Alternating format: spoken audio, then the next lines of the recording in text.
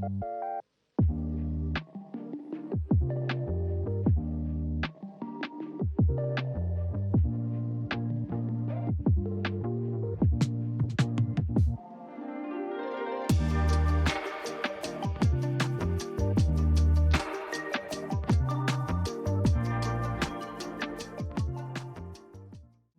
morning, everybody. It's great to be together. What did you guys do with your extra hour you got yesterday? Watched football. We're in this series. It was a great game. It was a great game. More than one. I know, I hear y'all. We're talking about a different kind of good, okay? We've been talking about it. If you're kind of new, kind of walking into where we are, we spent this last season of our church talking about our reach.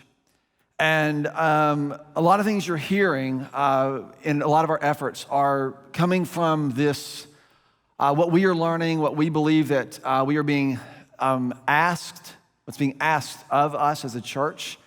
One, because that's what we believe God is asking us to do, but it's also to look around and say, what is happening in the world and how can we respond to it in ways that are helpful and redemptive? And you're going to hear more about this over the next couple of weeks. But this idea of reach, a lot of times when people think about churches, especially bigger churches, it's like, oh, reach is their strategy to get bigger.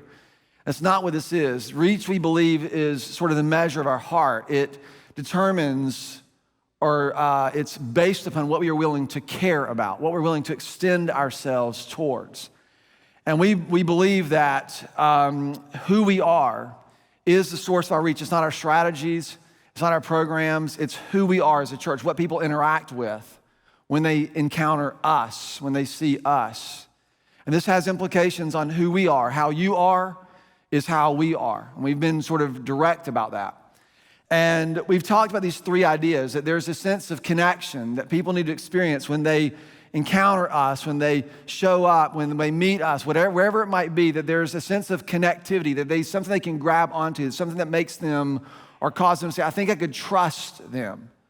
We also talked about care, to live safely in the care of a community, to come in and for us to become this idea. And the radical idea in this is that it is in belonging that you get to become who you are. It's not the goal is not for you to go figure yourself out, become the kind of person who can belong to our church and then show up and belong. It's to belong to the church, and in that belonging, you have the opportunity to become. That's how we're positioning ourselves. And then thirdly is this idea of goodness. We've been asking about what is good. So I want to think about this tension that I want to mention today as we continue kind of talking about this. And obviously, when you think about, the opposite of good, everybody knows what the opposite of good is, right? It's bad. And because none of us are bad, we got to have a better way to think about this, because otherwise you're just going to exclude yourself. You're going to say, well, I'm already good. Because if the only two choices of good or bad, you're not going to pick bad. So I want us to talk about good, and then on the other side, this idea of longing. Didn't see that coming, did you? Longing for or towards this idea or this call to be good. And so the question is, what do you do with that longing? Like, what do you do with that drive? Everybody believes that being good is good and doing good is good. And most people would even like to be good and to be better than they currently are in their already good state, because we would never acknowledge that we're bad again, right? But the question isn't whether or not you believe that being good is a good thing or whether you think you should do good things. The question is, what is the source of that goodness? I mean, people all the time who tell me like they don't believe in God, they don't believe this, they don't believe that, and they're like, but I want to do good things. I'm like, why? They're like, well, what do you mean why? I'm like, why would you want to care about what's happening if there wasn't something, there's got to be something driving that. And if we're just sort of self-centered and self-interested and self-absorbed, or whatever the word you might use, why would we bother to try and do good things? One of the things that we believe and we mean is that this idea of good that we're talking about is foundationally positioned in God's image, that we are called to be good simply because we are made in the image of God and God himself is good. We're talking about that kind of goodness. And it has a source. And what we say is this is our definition. That goodness is the fruit that comes when God's love overflows in our lives. Your goodness is going to result from the overflow of God's love in you. It is God's love that is the source of the goodness that we long for. That's what I'm asking you to believe. Do you think that? Does that make sense to you? Do you disagree with it? In the gospel, we are reconciled to the Father. That's the picture throughout the scriptures. And we learn to live safely within his care of us. And it is that place from which we begin to care for one another and share our lives with each other. There's something about what is available to us as we are together. Part of what we're trying to do is to shift the way we think about coming to church. I think it's very important that we are here together. It's not important that you're here so you can hear me talk. That would be nice, but that has nothing to do with this. It's important for us to be here because there's something that's available to us in that we have to sort of begin to understand and mine and find. And so I was thinking about this because this story, maybe this will help. There's a guy in our church, a young man, is actually not, he's younger than if you were 100, he's younger than that. He'll be here at 11 o'clock. His name is Leonard. Leonard is from Sweden. He has been in the church since we were met in a house over 23 years ago. Leonard has volunteered making coffee, and he has served at the doors, welcoming people. He's welcomed thousands and thousands and thousands and thousands of people over the last 23 years. And you would probably recognize Leonard if you've ever been to the service where he's at, because he always he has a Port City uniform. He is from Sweden. He has legit clogs, real clogs from Sweden. And he wears this kind of wool vest. He's an older guy. I don't know how old he is. I've known Leonard for over 30 years. And so Leonard welcomes people every day, and now he's at the 5, and he's so faithful, and so he's just here. And if you're not sure, so the 5 o'clock service is much smaller than our morning services. It's a little quieter, a little more casual. I'm better at the 5 because I've already hacked out all the problems from the 9 and the 11, right? I've already done all that. So the 5, so it's a little bit quieter of a service. It's much smaller, so it's a little bit more casual. And so Leonard volunteers at the 5. And about, a little over a month ago, his mom passed away. His mom was in her 90s, and she passed away. She lived in Sweden. He had been over to see her, but was not able to be there at the end. And so it's been really hard on Leonard. And Leonard decided a couple weeks ago, because Sundays are hard for him because he had a routine. He would get up in the morning, he would call his mom, and then he would come and he would serve at the church at the 5. He began his day with a conversation with his mom. He ended his day welcoming people into our kind of space, our gatherings here at the church. And now Sundays remind him that that's not available to him anymore. Every Sunday morning he thinks about calling his mom and she's not there. And grief is very real, you know this.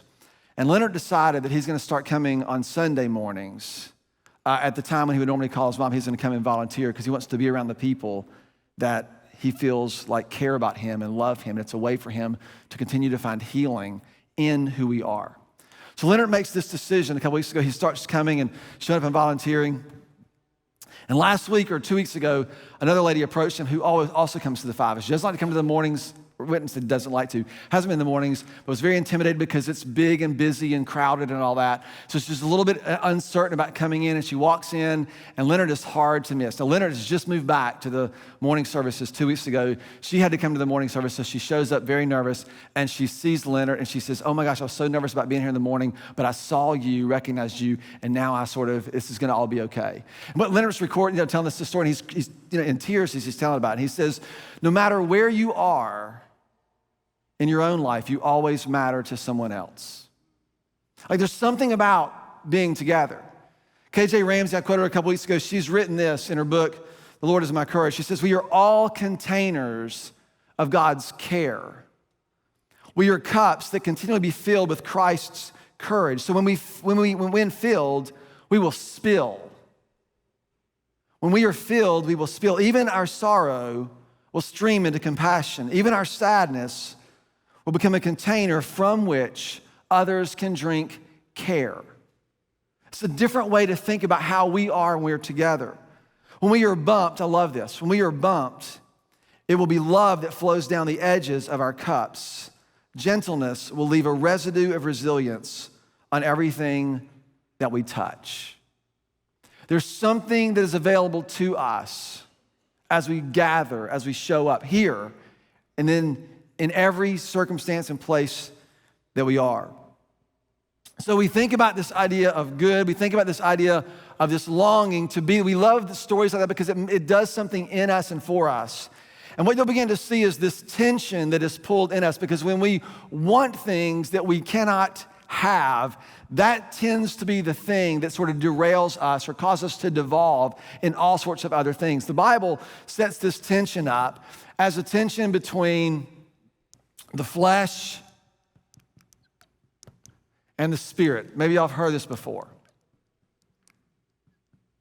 This seems to be the tension that is felt in our sort of in our day-to-day lives. And so I want to talk about what this looks like and then what this means in terms of our own goodness, to be the kind of people through whom this life just sort of falls out of us.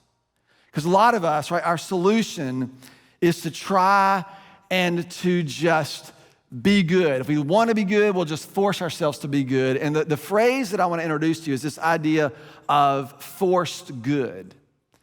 And forced goodness is the idea that we take and we make rules and policies and laws to manage people's behaviors in order that they'll do what? Be good. I mean, have you ever been like, you work somewhere and there's one person who does something over and over again, and they do it and it drives everybody crazy and everybody knows who it is, and you walk into your office, next day it says, there's a big sign that says something like, don't leave your lunches in the refrigerator, the management. It's just signed the management. And it's basically, it's a policy to go, there's one person who won't do what everybody else is asking them to do, so you just make a law, a rule, a policy about it. And you sign it this anonymous thing called the management. And what you're doing is you're removing this relational idea of how behavior is to be governed. It's why the number one rule of our political system is don't do anything that you can ever be blamed for. Because it's always devoid of responsibility, of relational, what's required of us, of trust, of all the things that matter to us. It's the sense of longing that causes us to devolve. The idea of our flesh is what we do when we are left to our own devices apart from any infusion of God's life into us.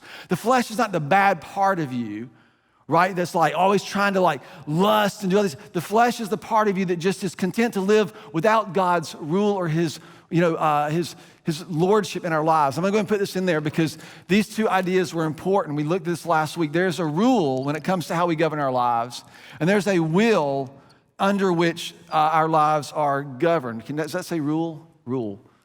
R-U-L-E. So I love the way Eugene Peterson paraphrases. This is all from Galatians 5. He paraphrases, he says, this is what happens. This is the way we devolve when we stop living or honoring a goodness that is sustainable and a goodness that is secure, and I would add a goodness that is eternal. Here's what he says. It is obvious, and I just want you to, we're gonna just walk, if you're doing we're gonna like do this as like a quiet time together. We're gonna just like, oh man, I'm just gonna do my quiet time. And I just want you to listen to this list and see if you can relate in any way. And you can certainly think about your friends who need to hear this. You know, I know Jim, maybe so good if Jim heard this, but I want you to think about you hearing this, me hearing this. It is obvious the kind of life that develops out of trying to get our own way all the time, this longing to always sort of pursue. And here's the list. Repetitive, loveless, cheap sex. A stinking accumulation of mental and emotional garbage. frenzied and joyless grabs at happiness, trinket gods, magic show religion. Magic show religion. You show up to see if God will do something, right? Just say a word, say a prayer, make a promise, boom, and God will do it. Paranoid loneliness. You're always worried that someone else is having more fun than you or doing something without you, right? That's paranoid loneliness. Remember this from like middle school? Remember from like last week? You're like scrolling through, like, I can't believe they're at the Georgia game. It was posted like 4 years ago, right? It's like we do this to ourselves. Cutthroat competition, all-consuming yet never satisfied once, a brutal temper, an impotence to love or to be loved. How much of our own pursuits prevent us from receiving what is being offered from other people and perhaps even God himself? Divided homes and divided lives, small-minded and lopsided pursuits. The vicious habit of depersonalizing everyone into a rival. I can't believe those people would. Uncontrolled and uncontrollable addictions, ugly parodies of community. I could go on. Paul continues, again, this is the paraphrase from the Message version. This isn't the first time I've warned you, you know. If you use your freedom in this way, you will not inherit God's kingdom. What this does not mean is that if you use your freedom in this way, you will not go to heaven when you die. It's not what an inheritance is. An inheritance is what has been made available to you, right? Because of a death. And in this case, it's the death of Jesus and his subsequent resurrection. And what we have received is the Holy Spirit of God, who is a guarantee of the promise that is to come. Then Paul continues on, and we're going to talk about this in just a minute. The problem is when we read this list, the easiest thing for us to do, I'm going to have so many colors up here. I should have just used one. Is we just make rules. And it doesn't matter if you're a country or a family.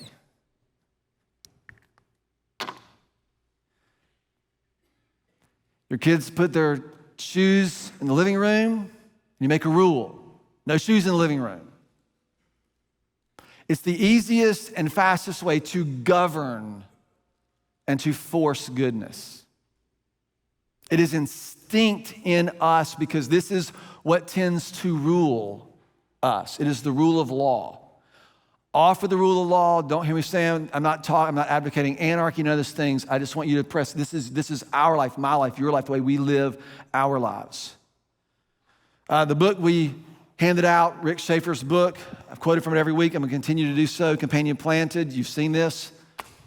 It's written out of who we are as a church. He writes this: too often churches only counsel people to correct wrong thoughts or behaviors. This kind of training may be appropriate for the young, right? You do have to make a rule that your kids can't run in the parking lot. That is a good rule. But it's not sufficient for 18-year-olds. If you're still having to tell your 18-year-old, don't run in the parking lot, like you can't run in the parking lot, something has kind of gone awry. If we only train people to correct their behaviors, but don't train them to trust God, we will eventually wear ourselves out and be disappointed. Is anybody there? I mean, maybe you've been walking with the Lord for a long time, trying so hard to be good, trying so hard to do what you ought, trying so hard not to disappoint. And what's interesting, when Paul continues this section here, he picks up, and this is what he says. You, my brothers and sisters, were called to be free. This is Galatians chapter 5, verse 13.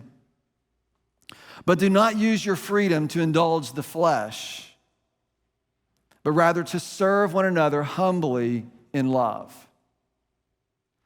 So you're going to start seeing this idea. He says, we don't want to use all this freedom that we've been given, this ability to choose and to think and to dream and to contribute and to cooperate, or to the dignity of choice. We don't want to use it to satisfy our flesh and these other pursuits, but rather we want to use it to love, to extend ourselves to other people. Next week's question, I'm exploring this idea because I've been reading the Bible for a long time, and I like law, and I like rules, and I like to be right. Like, I don't know if you are, but I would be a really good preacher if I could just stand up here and tell you all the things that you should do, and boom. But Jesus makes so much about, and he emphasizing loving people so much. And if I'm honest, it kind of bothers me. So we're going to talk about that next week. I don't know if it ever bothers you or not. Just do what you're supposed to do, right? And then Jesus says no. Let me listen to what he says next. This is Paul just echoing what Jesus said. For the entire law, for all of this is summed up in one command. And here it goes again. Love your neighbor as yourself. If you bite and devour each other, if you continue in this vein, this devolving, you will be destroyed by one another. So I say, here's the solution. Walk in the Spirit, and you will not gratify the desires of the flesh. For the flesh desires what is contrary to the Spirit, and the Spirit what is contrary to the flesh. They are in conflict with each other, so that you are not to do whatever you want. There's got to be something that governs or rules your will. We are to be governed by the Spirit, and in doing so, we will not sort of fall prey to this way of thinking. And it's interesting, look what he says at the very end here. But if you were led by the Spirit, you are not what? Under the law. This is where I have, when I talk about the rule of God, I talk about the rule of his love, and this is precisely why. Because this is exactly what the message seems to be. There is a rule, an authority of God's love in and over our lives that will actually shape our will. We have to be in this place, and he says that we are to walk in the Spirit. If we walk in the Spirit, we will not gratify these other sort of ways of life. It's interesting, last week I talked about that what I believe is happening, what I believe God wants to do is to return us to his original goodness. Remember that? Are you here? Return to original goodness. In the beginning, God created the heavens and the earth. All that we've seen, he said, it is good, and he created human beings in his own image, and he says, oh, this is very good. He created this way of life, and he said, this is very good. He wants to return all of us to the original good that he has intended. Do you know the source of life in the beginning? It was his wind, his breath, his Spirit. And God fashioned the human, and he spirited him, infused him with his own breath, with his own Spirit. The return to God's original goodness happens the same way. It is our lives sustained by his wind, by his breath, by his Spirit. So Paul says, so I say, walk in the Spirit, and you will not live in this other way. You won't fall prey to it. That this kind of life that we are to live in dependency, in trust, in obedience, in sort of taking our cues from God's breath in us, it is very present tense, it is very active, it is very aware. You have to be paying attention. This is why, like Paul wrote this, right? The mind that is governed by the flesh, is it up there? Is what? It just keeps going, it just keeps devolving. It doesn't, this is what people, when Jesus says, or when Paul writes, or God said in the beginning, right, if you do these things, you'll surely die, and then you do it and you don't die, it doesn't mean that God lied. It's not an instant punitive thing. It is a trajectory of behavior. If you tell a lie to someone, right, unless you're Ananias and Sapphira, right, I guess they died, but if you tell a lie to someone, the odds are you're not gonna die in that moment. But what happens to the relationship? What happens to your soul? What happens to the way you see the world? What happens? It's the trajectory. This is why the law is always exacting justice and punishment.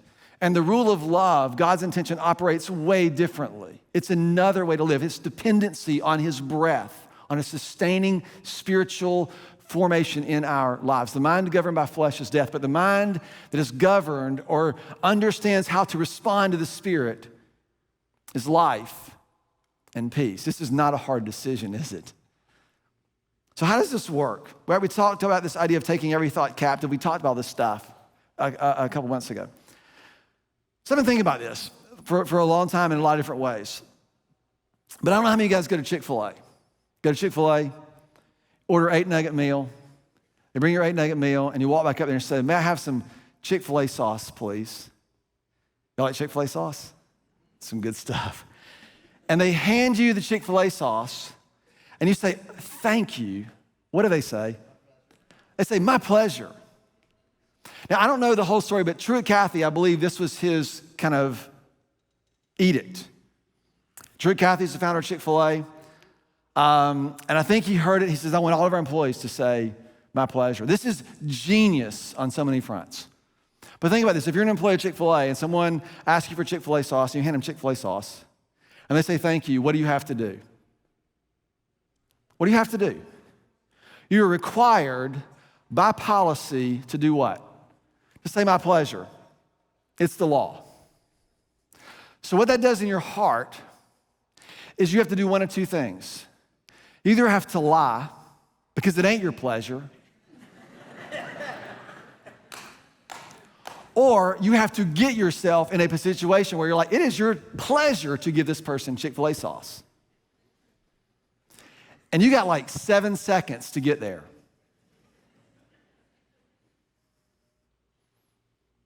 Do you see the problem? This is the problem. You can force yourself to do all kinds of things. Forced goodness is devoid of the work that needs to happen in our hearts. And the work that happens in our hearts is inside of our souls where the Spirit of God, the Holy Spirit is forming and shaping and drawing and calling us. I have this vision of original goodness where the Spirit of God is brooding over the chaos. That's what it says in Genesis 1. It's brooding over the chaos. And in my mind, this is my word this year is imagination. So I just let my mind go. And I see God's Spirit brooding over the chaos and seeing beauty and potential and hope and all the things that will come to be. And perhaps when the Spirit broods over you in your own life, he sees things. There are things that are happening, that are identified, that are being called and created as you participate in response to God's Spirit in your life. I think the mistake that most people make is the goal that Truett Cathy had isn't simply for his employees to say my pleasure every time someone says thank you, right? That's not the goal. What was the goal? The goal is for them to actually be delighted to serve their customers. And if you only follow the law, right, you miss the whole thing. But my pleasure, I don't believe, is a command to follow, but it is an invitation to participate in the way Truett Cathy wants things to be. If you met Truett and you saw his pleasure that he had in serving people chicken nuggets, it would change you. Because you would want to bear his image in your life as someone who is contributing and cooperating and participating with him. So his edict is not a law at all. It's an invitation. Because he's going, oh, if you work with us, you want to be the kind of person from whom these things flow. And so it's in that moment when you have to say my pleasure, when these things are forced, it's where you have to depend on something and trust something and believe something and say, I got to align myself with the image. I got to align myself with the image that I am representing and bearing in this moment. It is the exact same thing in your life. When you have to respond with love to another human being, You have to exhibit goodness to another human being. Paul says, walk in the Spirit. Draw life from the Spirit. The good life that God longs to bring to you is sustained by his breath, the same way it was in the beginning. If we walk by the Spirit, we will simply not gratify the desires of the flesh. To live in submission to God is not a duty. It is our design. It is how you have been created to live. And so we are to return such that our wills are formed by the rule under which we live. This one will destroy you. It just will.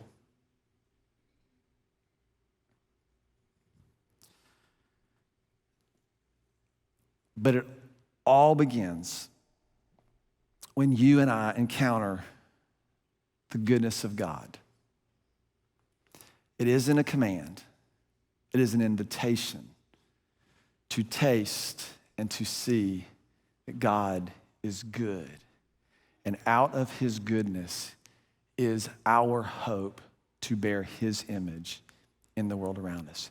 We must draw life, right, from the Spirit in the moment and let his life, right, flow through ours. Father, what an extraordinary gift that you have given us. That we are able to both do this for one another and in a miraculous sort of way, we receive this from one another. But it is only because we have first drawn life from you. Father, thank you that your Spirit empowers us. Your Spirit forms us. God, may we be sensitive to the whisper and the prompting and the drawing of your life in ours, of your Spirit in ours, in the simplest and most ordinary of moments. That to delight ourselves, right, would not feel forced, but rather it would flow from who it is that we are becoming. So, Father, I thank you. I lift all these things to the name of your Son, Jesus, who is our King.